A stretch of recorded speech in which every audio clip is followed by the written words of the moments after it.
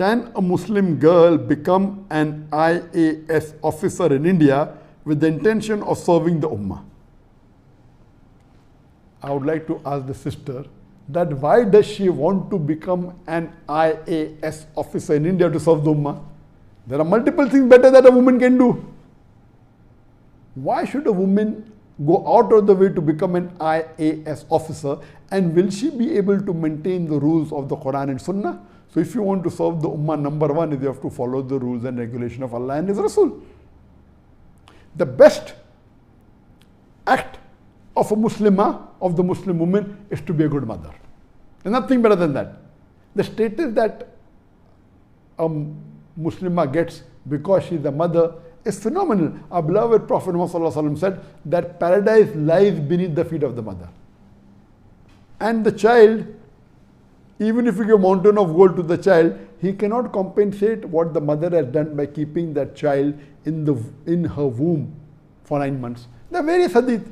Now how can you overlook all these hadith? You want to become IAS officer.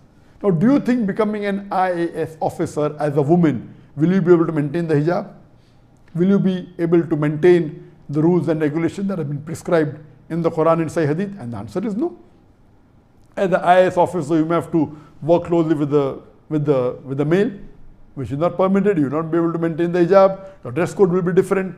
So, but natural, the best profession, if you want to do a profession after being a mother, if you want to do something for the Ummah, number one is the profession of a da'i.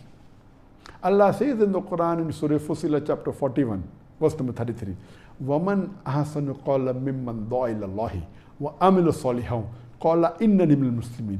Who is better in speech than one who invites to the way of thy Lord, works righteousness, and says that I am a Muslim? The best profession for a Muslim is of a da'i. So even for the Muslimah, this is for the Muslim male, yes, even for the Muslimah, the best profession is of a da'i. And that's the reason that when I wanted to marry someone, I want to marry a da'iya.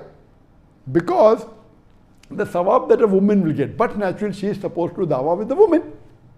A woman doing dawah to a woman is far more serving the ummah and doing islah to the Muslim who may not be knowing the teachings of Islam. So if you are doing dawah to non-Muslim, the non-Muslim woman, and doing dawah to the Muslim woman, getting them closer to Quran and Sunnah, that's 1,000,000 times better service than you becoming an IAS officer. Being an IAS officer, there are high chances that you may go away from the deen. You may not be able to follow the rules and regulations. So number one best profession after becoming a mother is becoming a da'iyah. Number two, you can become a teacher.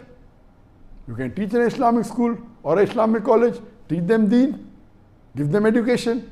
Number three, you can become a counselor. You can be a child counselor. You can counsel the Muslim, the children, get them closer to Islam if you want to serve the ummah. You can become a doctor. You can become a gynecologist. If you become a gynecologist, you are preventing hijab being broken by your Muslim sisters. Becoming a doctor, it's a noble profession. A gynecologist or become a pediatrician. You can do specialty. There are various other options. Why should you become an IAS officer?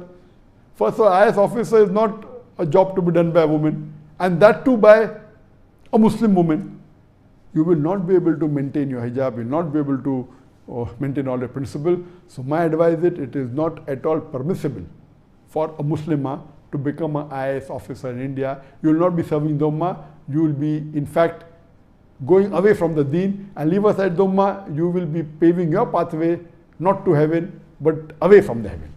So inshallah, I hope that you become a good mother, become a da'iya, or become a teacher, or a child counselor, or a doctor. Hope that answers the question.